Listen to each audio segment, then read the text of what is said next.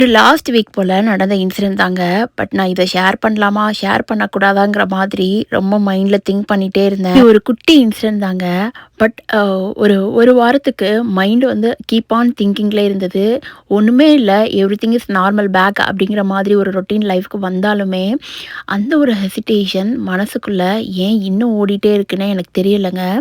அதாவது நிறைய பேர் அமெரிக்காவா ஆஹோ ஓஹோ அப்படின்னு சொல்லிட்டு தான் நினைப்போம். பட் இல்லைங்க, இவ்வளோ கடல் தாண்டி வந்து வாழ்கிற மனுஷனுக்கு தான் ஒவ்வொரு நாளும் நகர்ந்து போகும்போது அதோட வழிகள் எல்லாம் தெரியும் அப்படிங்கிற மாதிரி நான் ரொம்ப டீப்பாலாம் அவங்கள ஃபீல் பண்ண வைக்கலங்க. அந்த மாதிரி எனக்கு விளாக்ஸையும் கொண்டு போக தெரியாது. என்னோட லைஃப்பில் நடந்தது தான் இன்ன வரைக்குமே மஹிஜானியில் ஷேர் பண்ணிகிட்டே இருக்கேன்.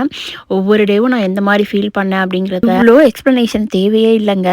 சொல்ல வந்ததை அப்படி டக்குன்னு சொல்லி முடிச்சிருங்க அப்படின்னு தான் சொல்கிறேன். லாஸ்ட் வீக் பார்த்தீங்கன்னா நான் ஸ்கூல்லேருந்து அரௌண்ட் ஒரு 5 மினிட்ஸ் கேப்பில் தாங்க வருவேன். ஸோ தம்பியை கூப்பிட்றதுக்காக பஸ் ஸ்டாப்புக்கு போயிருந்தேங்க.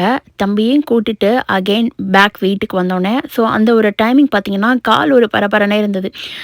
எப்படி சொல்கிறதுனா, நான் ரொம்ப ஹரிபரியாக ஸ்கூல்லேருந்து கார் எடுத்து ட்ரைவ் பண்ணி வந்துட்டு அப்புறம் பஸ்ஸு போயிடுமோ அப்படிங்கிற மாதிரி தம்பியே அன்றைக்கி கூப்பிட போயிருந்தேன். ஏன்னா அன்றைக்கி சரியான மழைங்க. தம்பி கையில் கொடை இல்லை. ஸோ தம்பி நனைஞ்சிருவானேங்கிறதுக்காக நான் ரொம்ப ஃபாஸ்ட்டாகவே வந்துட்டு தம்பியை கூப்பிட்றதுக்காக டக்குன்னு வீட்டுக்குள்ளே வந்து அடுத்து ஃப்ராக்ஷன் ஆஃப் செகண்ட் கொடை எடுத்துகிட்டு பஸ் ஸ்டாப்புக்கு போனேங்க. ஸோ அப்புறம் தம்பியை கூட்டிகிட்டு திரும்ப அகைன் வீட்டுக்கு வந்து ஒரு 5 மினிட்ஸ் கேப் கூட ரெஸ்ட்டே இல்லாமல் டக்குன்னு நம்ம குளிச்சுட்டு தம்பியை குளிப்பாட்டுவோம் ஈவினிங், அப்புறமா ஸ்நாக்கு இல்லை சாப்பாடு ஏதாவது ஊட்டலாம் அப்படிங்கிற மாதிரி ரொம்ப ஹரிபரியாக அன்றைக்கி மூவ் ஆகிட்டு இருந்தது. ஸோ நான் குளிக்க போகிற டைமில் பார்த்திங்கன்னா லைட்டாக ஸ்லிப்பரி ஆகிடுச்சு. ஸோ இது வந்து ஒரு பயம் கலந்த ஒரு இன்சிடென்ட் மாதிரி அன்றைக்கி எனக்கு மாறிடுச்சு. லைட்டாக தாங்க நாடியில் சின்னில் அடிச்சிருச்சு. But every thing is okay, ஒன்றுமே இல்லை. அடித்ததை விட அந்த ஒரு ஃப்ராக்ஷன் ஆஃப் செகண்ட் ஹஸ்பண்டும் பக்கத்தில் இல்லை. நான் ரொம்பவே பயந்துட்டேன். ஸோ கொஞ்சம் வலிக்க ஆரம்பிச்சிருச்சு விழுந்த உடனே. சரி நம்ம எமர்ஜென்சி போவோம்னு சொல்லிட்டு ஆஃபீஸ்லேருந்து வரதுக்கு 1 ஹவர் ஆகுங்க.